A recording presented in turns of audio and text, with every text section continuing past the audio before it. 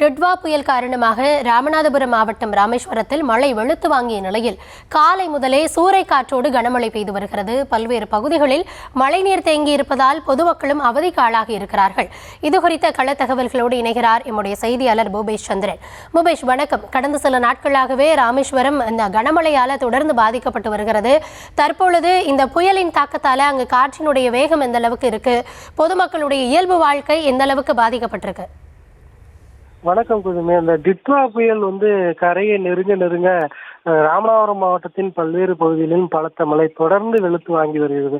குறிப்பாக ராமேஸ்வரம், பாம்பன், மண்டபம் உள்ளிட்ட இந்த ராமேஸ்வரம் தீவு பகுதி மட்டுமல்லாது ராமநாதபுரம் மாவட்டத்தின் பல்வேறு பகுதிகளிலுமே இந்த மழை வெளுத்து வாங்கி வருகிறது. குறிப்பாக ராமநாதபுரம் நகர் பகுதி, அதே போல திருவாடனை, ஆர்எஸ் மங்கலம், திருப்பாலக்குடி உள்ளிட்ட பல்வேறு பகுதிகளிலுமே காலை துவங்கி மழை வெளுத்து வாங்கி வருது. இதன் காரணமாக அந்த கிராமங்களில் இருக்கக்கூடிய பெருவாரியான சாலைகள் கடுமையாக சேதமடைந்திருக்கு. அது மட்டுமல்லாது ராமேஸ்வரம், பாம்பன் உள்ளிட்ட பகுதிகளில் மழை நீர் பெருக்கெடுத்து ஓடுவது போல அந்த முழங்கால் அளவுக்கு தேங்கி இருப்பதால் வாகன ஓட்டிகள் கடும் சிரமத்திற்கு ஆளாகி இருக்கின்றனர். மேலும் அந்த சேரான்கோட்டை, ராமேஸ்வரம் உள்ளிட்ட பல்வேறு பகுதிகளிலும் அந்த கடல் அரிப்பு காரணமாக மீனவர்களுடைய வீடுகள் கடுமையான சேதமடைந்துள்ளது.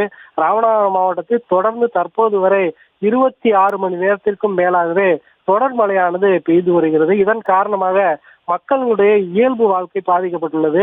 குறிப்பாக கடந்த 2-3 தினங்களுக்கு மேலாக ஒருவர் கூட வேலைக்கு போக முடியாத ஒரு சூழல் நிலவுகிறது.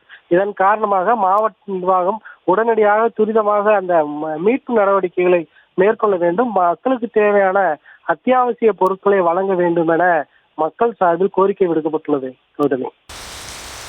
விவரங்களுக்கு நன்றி பூபேஷ்.